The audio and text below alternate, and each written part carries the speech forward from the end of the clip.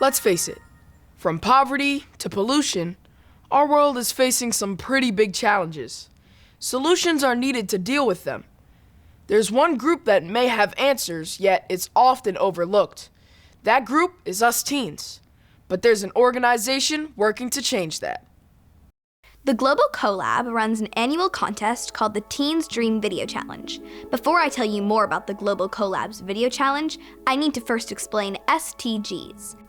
Back in 2015, the United Nations came up with what they called a blueprint to achieve a better and more sustainable future for all. To accomplish that, the UN identified 17 SDGs, Sustainable Development Goals. For example, Goal 1 is End Poverty, Goal 2 is Zero Hunger, Goal 3 is Good Health and Well-Being, and so on. So, the Global Collab invited teens around the world to submit videos that offer ways to reach these goals. 10 winners were chosen. One of them is Rania Ezenekwe from Colorado. Rania, you chose to tackle goal number 15, Life on Land. What is that exactly? Well, life on land basically deals with the Earth's natural environment and the biodiversity that occupies it. This can range from natural ecosystems such as the savannas, grasslands, and farmlands to urban landscapes and rural landscapes as well. So it basically deals with all life that occupies land and how we can promote a more sustainable future regarding that life on land. You specifically focused on desertification, which essentially means land that can grow crops, known as arable land, is turning into desert. Let's take a look at an excerpt from your video. 75% of global desertification is caused by overcultivation. Why? Well, to keep up with rapid population growth in developing countries, global crop yields must increase by 70% by 2050.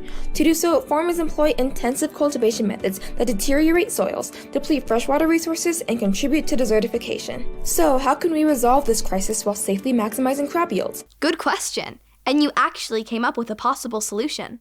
Yes, and my solution actually involves weeds. I know, those pesky little plants that just keep popping up in your garden, and no matter how many times you try to remove them, they just won't stop coming back. So why weeds? Well, weeds are quite similar to normal plants like basil, flowers, oregano, and all other plants that you grow in a normal garden because they contain essential organic compounds, organic nutrients, and nutrients that are necessary for life on land. So how does it work? Well, firstly, we need farmers to actually take these weeds and replant them in desertified areas.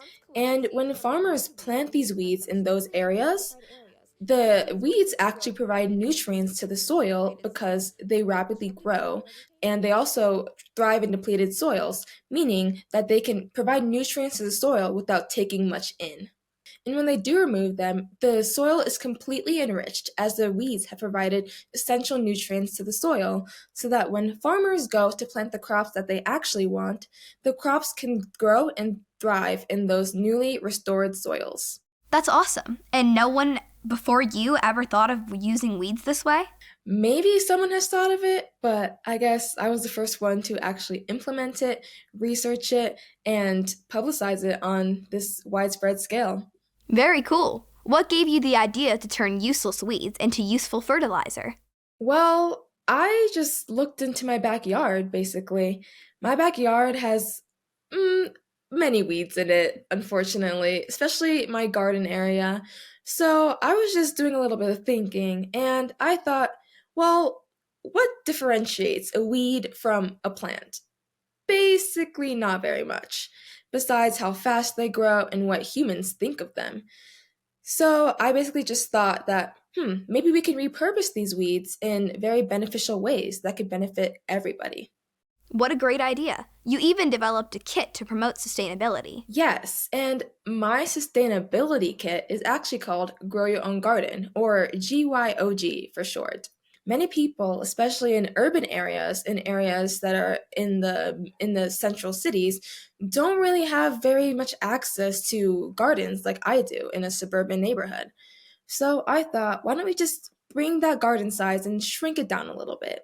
We could make mini garden kits that we could distribute to people who are in low-income areas or very congested areas like cities and make agriculture more attainable to them. Gotta say, you have an impressively fertile mind. Good luck with all your initiatives. Thank you so much. Goodbye. The time to start finding solutions to the most pressing global problems is now. That's because the UN is hoping to achieve the 17th Sustainable Development Goals by 2030. And that's where the CoLab comes in. They believe that teens globally are an underutilized resource, so they offer training and networking to empower teens. If you want to be an agent of change, check out the next video challenge at teensdreamcolab.org. The world needs you. I'm Alexandra for Teen Kids News.